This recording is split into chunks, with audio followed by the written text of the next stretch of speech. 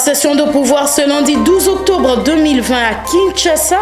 Adolphe Muzito a passé le bâton de commandement au nouveau coordonnateur de la coalition Lamuka, Martin Fayulu Madidi, président de l'ECD. Une cérémonie qui s'est déroulée en présence de plusieurs membres de cette coalition, dont Moïse Katumbi Chapwe s'est fait représenter par Christian Mwando, Jean-Pierre Bemba Gombo par Eve Bazaïba. Rentrée scolaire 2020-2021 débutée ce lundi 12 octobre 2020 sur toute l'étendue du territoire national. L'égo d'envoi a été donné par le ministre de l'Enseignement primaire, secondaire et technique Willy Bakunga à l'école Saint-Raphaël dans la commune de Limete à Kinshasa. Clôture le dimanche 11 octobre 2020 du 7e championnat local de la Ligue provinciale de roller sport de Kinshasa. C'était à la foire internationale de Kinshasa. Bon début de semaine à toutes et à tous, mesdames et messieurs, bienvenue dans cette grande édition du journal sur la chaîne éducative. Actualité politique à présent. Enfin, Adolphe Muzito a passé le bâton de commandement de la coordination de la coalition Lamuka à Martin Fayulu Madidi, président de l'ECD. La cérémonie a eu lieu ce lundi 12 octobre 2020 à Kinshasa. C'était en présence de représentants de Moïse Katumbi Chapwe et de Jean-Pierre Bemba Gombo. Le précision dans ce reportage réalisé par Suleiman Kalunga et Générose Makassila. Suivez. Martin Fayulu a officiellement pris les commandes de la coalition Lamuka ce lundi 12 octobre 2020. C'était à l'issue de la cérémonie de passation du pouvoir avec le coordonnateur sortant Adolphe Muzito. Dans ce monde de circonstances, Martin Fayulu, nouveau coordonnateur de Lamuka, promet d'amener leur plateforme là où le peuple congolais a demandé de l'amener. Lamuka, c'est la création du peuple congolais. Vous le savez. Le peuple congolais nous a dit, ne nous trahissez pas. Ayez un candidat commun. Et les leaders ont donné ces candidats communs au peuple. Et le peuple a soutenu Lamuka. Lamuka, c'est le peuple. Est-ce que ce que le peuple a donné, a créé, est-ce que c'est nous, leaders, et nos collaborateurs, qui devons le détruire? Je dis non. Et c'est très important. On peut avoir des divergences de vues, ce qui est tout à fait normal dans une société, dans un ménage, dans une famille, partout. Mais quelle est notre vision? N'est-ce pas de faire de ce pays, comme Lumumba avait dit, un pays prospère, un pays au centre du rayonnement de l'Afrique tout entière, et donner la prospérité à notre pays, le développement à nos citoyens. Et moi, j'ai dit, pour moi, je dois poursuivre cet objectif. De son côté, Adolphe Muzito, coordonnateur sortant, est revenu sur les contraintes qui ont retardé cette remise et reprise. Nous avons dit, dans le contexte actuel difficile, il faut simplifier la passation du pouvoir de manière à ce que désormais, la passation du pouvoir se fasse de manière automatique, qu'il n'y ait plus de rituels comme c'est le cas aujourd'hui. Ensuite, on a dû décider aussi que le membre, plutôt le parti des leaders, qui sont les fondateurs de Lamuka, ce parti soit aussi membre adhérent. En attendant que les autres adhérents viennent, ils seront soumis à un critérium, bien entendu. Notons qu'au sujet du mois d'élection du président de la République, les leaders de Lamuka ont déclaré qu'il est hors de question d'envisager cette élection au Parlement. L'actualité reste également dominée par la rentrée scolaire 2020-2021 ce lundi 12 octobre 2020 sur toute l'étendue du territoire national à Kinshasa. Le go d'envoi a été donné par le ministre de l'Enseignement primaire, secondaire et technique Willy Bakunga au collège plutôt Saint-Raphaël de Limete et à Litigombe. Genel Pezo était sur place pour le compte de CBS. Accompagné d'une délégation composée notamment du ministre provincial de l'EPST Charles Mbutamutu, du directeur général de l'UNESCO, que le ministre d'État, ministre de l'EPST Willy Bakunga a effectué une visite ce lundi 12 octobre dans deux écoles à Kinshasa, Litigombe et le collège Saint-Raphaël dans la commune de Limete. Le ministre de l'EPST a pris le temps de rassurer les élèves et conscientiser les responsables scolaires sur les dispositions prises contre la pandémie de la COVID-19 en milieu scolaire et les rôles que chacun doit jouer afin que cette année soit un succès. Nous lançons à partir de cette école Saint-Raphaël la rentrée scolaire 2020-2021 dans un contexte très compliqué, contexte très difficile de coronavirus, la Covid-19 qui a terrassé notre pays. Et nous ne pouvons pas bloquer les élèves continuellement à la maison. Il faudrait absolument que nous pensions à leur avenir, à l'avenir, n'est-ce pas, de ces grands pays, puisque le Congo de demain vaut ce que vaut cette jeunesse aujourd'hui. Une occasion aussi de rassurer les enseignants nouvelles unités des écoles primaires. 58 000 seront payés dès la fin du 6 mois d'octobre. Le gouvernement de la République a pris toutes les dispositions possibles pour que les nouvelles unités soient payées, notamment les enseignants du primaire, puisque nous avons commencé d'abord avec le primaire, avec la modicité de nos recettes. Nous avons d'abord commencé avec les enseignants du primaire. 58 000 enseignants du primaire seront payés à la fin de ces mois. Le ministre de l'EPST Willy Bakonga a en outre apaisé les esprits des finalistes des options techniques dont les résultats des examens d'État ne sont pas encore disponibles car selon lui, la correction s'est faite manuellement alors que le nombre des élèves a grippé du fait de la gratuité. Prévue traditionnellement au mois de septembre, la rentrée scolaire 2020-2021 a été renvoyée au mois d'octobre en raison de la pandémie du coronavirus.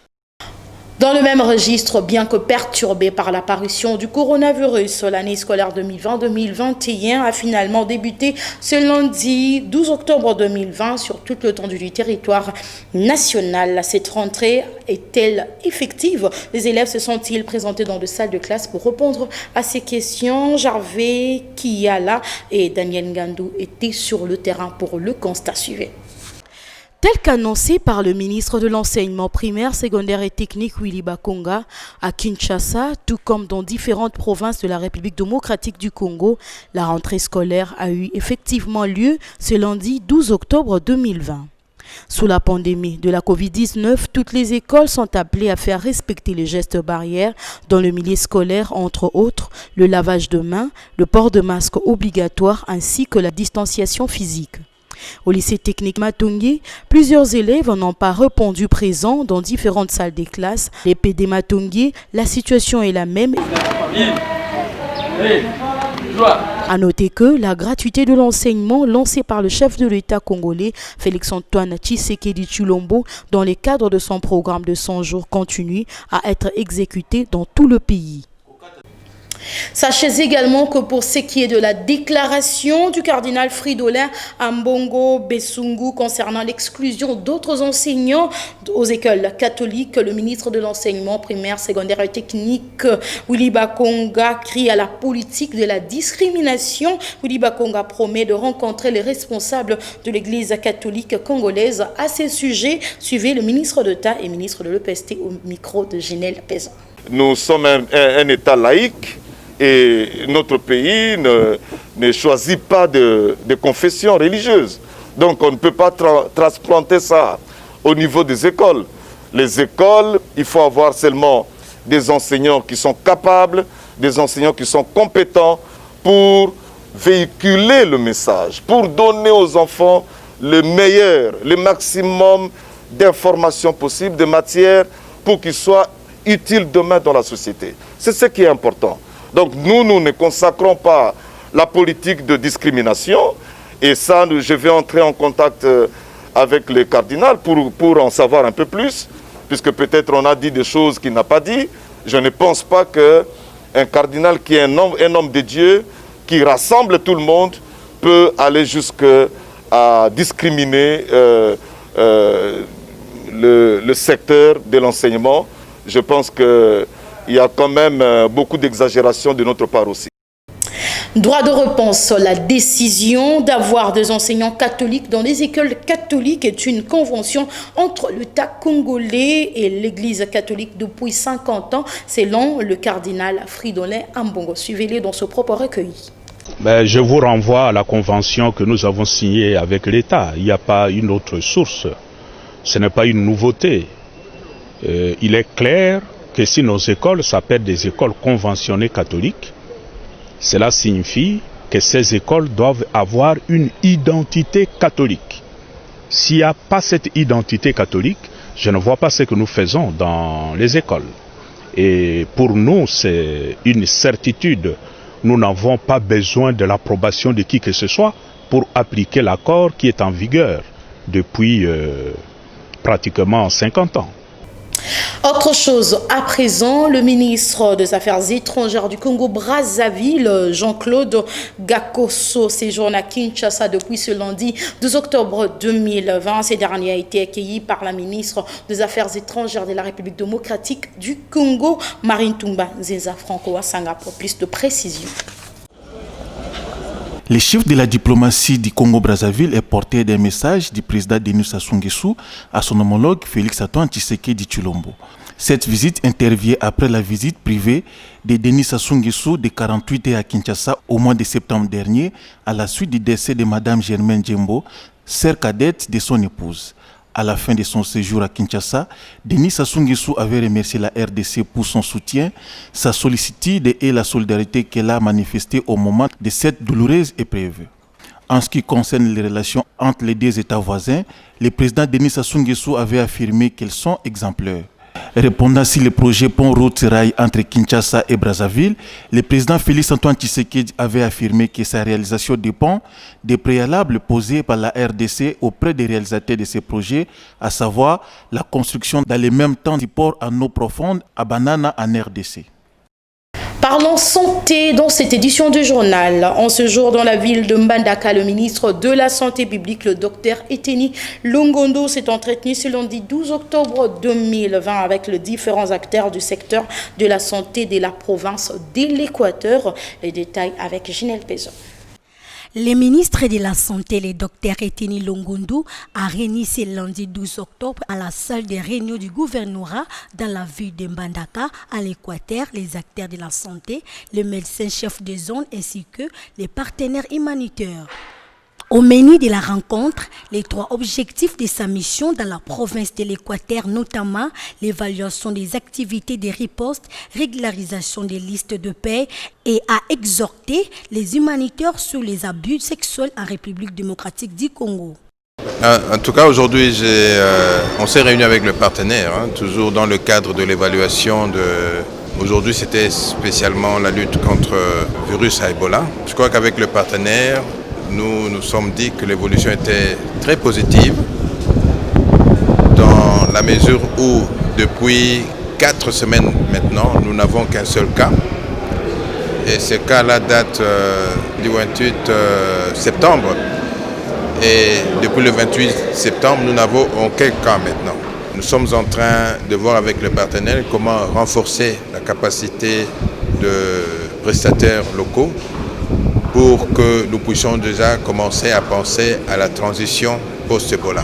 Et aussi, nous avons parlé et avec le partenaire et avec la province de la problématique de la paie. Vous avez vu que depuis un certain temps, nous connaissons un problème de paie des agents.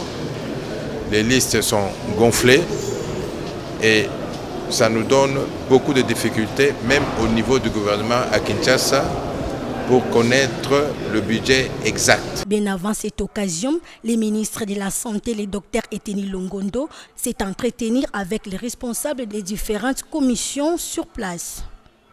Une autre information importante, le monde entier a célébré le samedi 10 octobre 2020 la journée mondiale de la santé mentale. Cependant, la dite journée vise la sensibilisation de personnes aux problèmes de santé mentale dans le monde et de mobiliser les efforts en faveur de la santé mentale. Pour cette année, le thème retenu est occasion de stimuler à grande échelle les investissements dans la santé mentale. Quant à ce, le docteur Augustin Moubiayi Mamba de la clinique SPI est revenu ici sur ce qui est de la santé mentale. Il est au micro de Suleiman Kalunga. Nous tirons la santé mentale comme étant l'absence de troubles mentaux ou encore l'état de bien-être psychique, émotionnel et cognitif.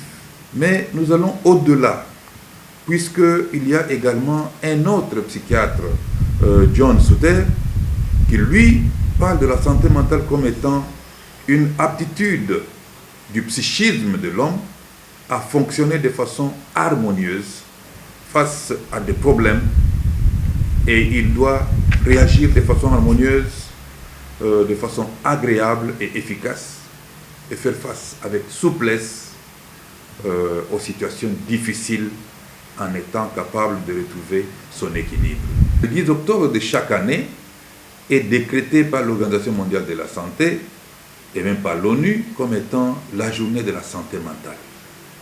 C'est une journée où on doit sensibiliser toutes les couches de la population, à quelque niveau que ce soit, pour qu'ils comprennent que la santé, la dimension ou la composante santé mentale est une composante très importante qu'il faut considérer, puisqu'elle est aujourd'hui négligée, qu'il y a plus de 3 millions, selon l'OMS, 3 millions de morts chaque année, des conséquences d'alcoolisme, des conséquences de suicide et même des conséquences de Covid, comme aujourd'hui nous sommes en train de passer cette année 2020 sous cette pandémie de Covid-19 qui a fait couler beaucoup de larmes et qui a fait tuer beaucoup de gens. À Chopo, 3 morts, 42 blessés, dont 18 en état grave. Tel est le bilan d'un accident de circulation routière qui s'est produit la semaine dernière sur la route nationale numéro 4 à l'est de la République démocratique du Congo. Les blessés sont internés à l'hôpital général des Makiso de Kisangani. David Saloumou, depuis Kisangani, nous en parle. Ils sont 42 blessés, dont 18 en état critique, qui sont internés dans les pavillons militaires de l'hôpital général de Makiso Kisangani. Ils sont des victimes d'un accident de circulation routière qui s'est produit au point kilométrique 110 sur la nationale numéro 4, axe Ituri, le jeudi 8 octobre dernier. Un véhicule en provenance de Beni en destination de Kisangani a fait un tonneau alors qu'il transportait des militaires en mutation et des civils, dont quelques dépendants de ces militaires. 3 personnes sont mortes, 7 militaires, 11 femmes et 19 enfants blessés étaient ramenés d'urgence à l'hôpital général de Makiso Kisangani où ils bénéficient de soins médicaux. Le gouvernement provincial de la Chopo a apporté ce samedi 10 octobre sa première assistance composée de médicaments. Le ministre provincial de la Santé et Affaires humanitaires, Dr Joachim Moneda Kemi, parle de cette action. Et le gouvernement a amené ces lots de médicaments composés de liquides. Il y a plus de liquides. Il y a des antibiotiques, amoxicilline, paracétamol, amoxicilline, cotrimoxazole, ciproxin. Nous avons aussi les métronidazole infusion et autres. Certains malades nécessitent des soins spécialisés. Le ministre provincial de la Santé a promis de faire ses rapports au gouverneur des provinces. Et je vais faire les rapports à son excellence, monsieur le gouverneur, puisque je vois l'état d'environ une dizaine de malades nécessitent vraiment des choses appropriées. Le commandant de l'hôpital militaire de 3e zone de défense, colonel Jacques Fataki, a remercié l'exécutif provincial de la Chopo pour cet acte. Au nom des autorités que je représente ici, notamment le commandant 3e zone, le commandant 31e zone et le commandant corps de santé, nous vous disons sincèrement merci pour ces gestes que vous venez de poser. Ça prouve à suffisance que vous portez à cœur la population que vous servez. Sachez que les 3 morts sont gardés à la morgue de l'hôpital général de Makiso Kisangani. 9 dallos au total seront construits à travers la ville de Bunia pour relier le quartier Sourejean à Owo, Bakoko à Owo, Yambi à Owo et autres. Le go de ce travaux a été donné le samedi 10 octobre 2020 par le gouverneur Jean Bamanissa Saïdi. Reportage. Le quartier de la ville de Bunia seront bientôt interconnectés. Par cette cérémonie de pose de la première pierre, le gouverneur de province Jean Bamanissa Saïdi donne le coup d'envoi des travaux de réhabilitation par l'OVD de quelques ouvrages d'art à travers la ville à la grande satisfaction du premier bénéficiaire. C'est une joie particulière pour nous qui sommes directement bénéficiaires de ces projets. Toujours nous avons connu des problèmes d'accessibilité à ces coins pour différentes interventions sur le plan sécuritaire. Et c'est une grande occasion pour que la population qui habite ces coins puisse accompagner et chercher à s'approprier ces ouvrages qui seront mis à leur disposition. Ces travaux consistent à la construction des nefs d'allô reliant différents quartiers. L'objectif étant de faciliter les mouvements des populations, tant sur le plan social que sécuritaire. Raphaël Lobolobo, directeur provincial de l'Office des voiries et drainage. Vous voyez déjà les matériaux entreposés là-bas, les moellons. Il y a déjà les sables et lundi, les travaux vont commencer. Qu'est-ce que nous allons faire dans ces travaux? Essentiellement, il s'agit de construire des ouvrages d'art.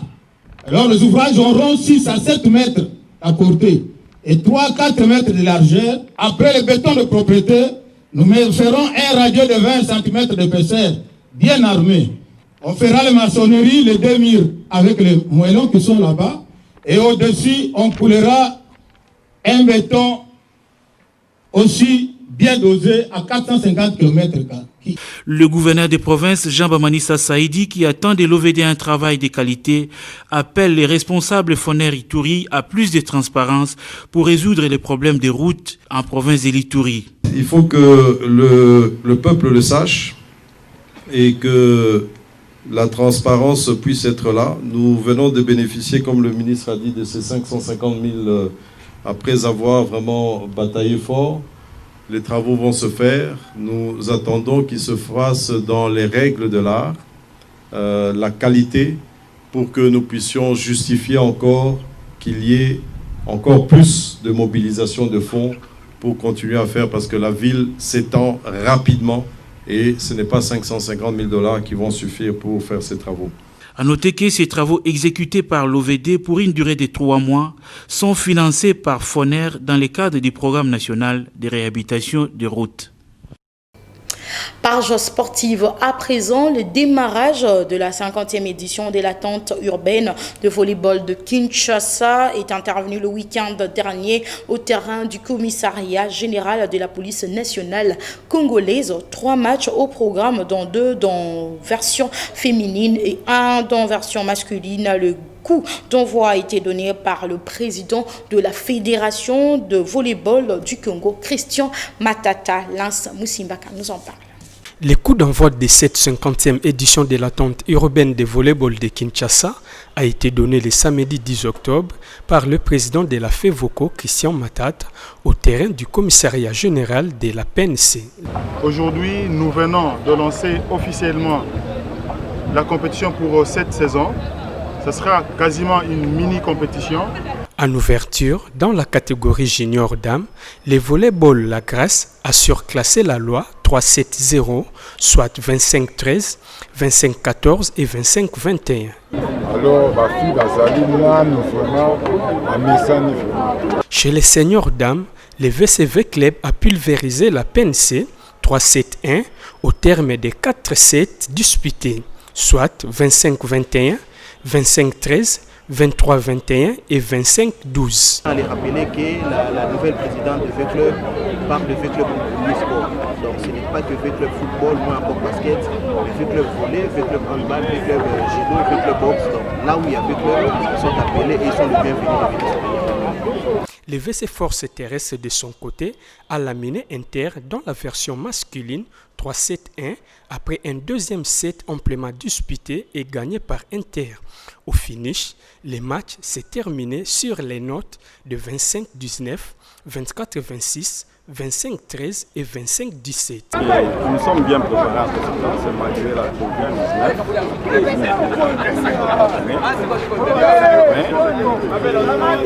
c'est de l'ambition, c'est de remporter la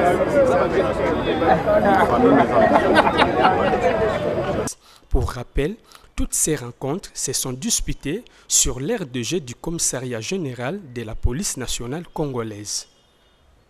Toujours sport, le vice-ministre de Ressources hydrauliques et électricité, Papi Mpungu Luamba, a pris part le dimanche 11 octobre 2020 au stadium de Martyrs de Kinshasa, la finale de la deuxième édition du challenge de la Fondation Bocha organisée par la Fédération nationale de judo, témoin de l'événement Berlin et Kaya et Delphin Tundula. C'était dans les installations du stadium de Martyrs de la Pentecôte le dimanche 11 octobre dernier qu'a eu lieu la prestigieuse finale de la deuxième édition du challenge de la Fondation Bocha organisée par la Fédération nationale de judo.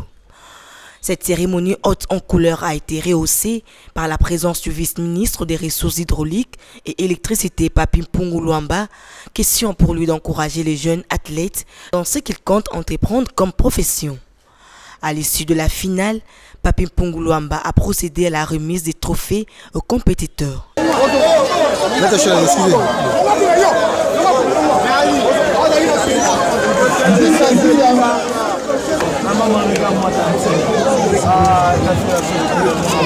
De la rentrée scolaire 2020-2021, le vice-ministre des Ressources hydrauliques et électricité, Papi Mpungu Luamba, a encouragé le jeune athlète à s'appliquer convenablement à l'école pour être un sportif pétri de talent dans l'avenir. Il y avait un challenge organisé pour les enfants. Nous avons échangé avec eux. Il était important que nous puissions venir en aide en appuyant ces championnats, tout en encourageant ces jeunes gens, ces enfants qui ont des talents physiques à pouvoir transformer leurs aptitudes en capacités. Aujourd'hui, l'enseignement primaire est gratuit par le gouvernement. Prévu par le président du président public Félix Antoine Tshisekedi. Notre objectif avec Jido, la Fondation Bocha, nous estimons que si par la grâce de Dieu, notre société de la jeunesse, nous voulons avoir une jeunesse réellement espoir de demain parce que formée aujourd'hui. Raison pour laquelle il a dans sa gibecière offert à ses enfants compétiteurs les fournitures scolaires, y compris les masques et chaussures. Une façon pour lui de soutenir la vision du président de la République centrée sur la gratuité de l'enseignement.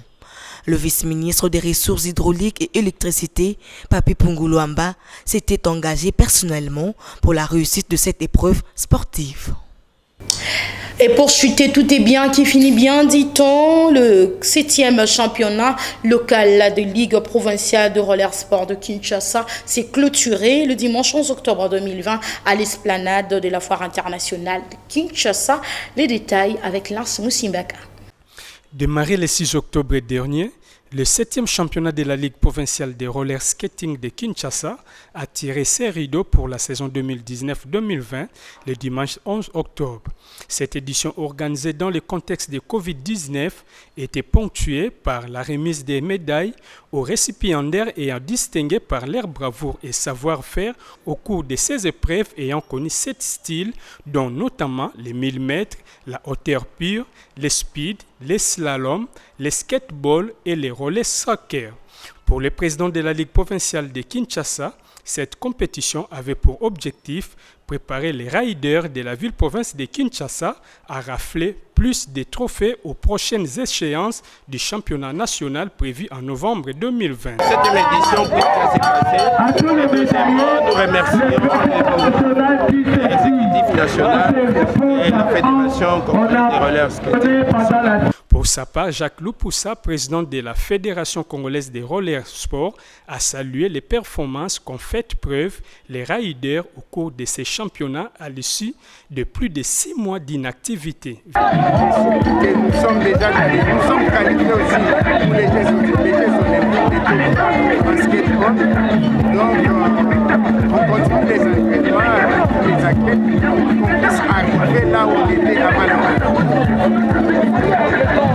Rappelons qu'au total, 14 clubs ont rehaussé de leur participation le 7e championnat local de Kinshasa, dont le go a été donné le mardi dernier à l'esplanade du stade des Martyrs.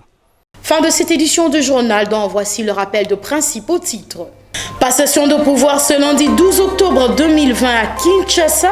Adolphe Muzito a passé le bâton de commandement au nouveau coordonnateur de la coalition Lamuka Martin Fayulu Madidi, président de l'ECD. Une cérémonie qui s'est déroulée en présence de plusieurs membres de cette coalition, dont Moïse Katumbi Chapwe s'est fait représenter par Christian Mwando et Jean-Pierre Bemba Gombo par Eve Bazaïba. Rentrée scolaire 2020-2021 débutée ce lundi 12 octobre 2020 sur toute l'étendue du territoire national. Le go d'envoi a été donné par le ministre de l'enseignement primaire, secondaire et technique Willy Bakunga à l'école Saint-Raphaël dans la commune de Limete à Kinshasa. Clôture le dimanche 11 octobre 2020 du 7e championnat local de la Ligue provinciale de roller sport de Kinshasa. C'était à la foire internationale de Kinshasa.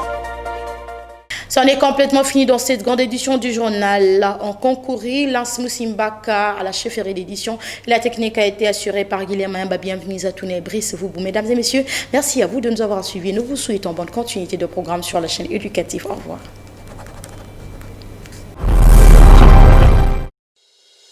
Vous pouvez suivre cette émission en rediffusion quand vous voulez, où vous voulez, sur www.dab.video. Dab.video, le divertissement congolais.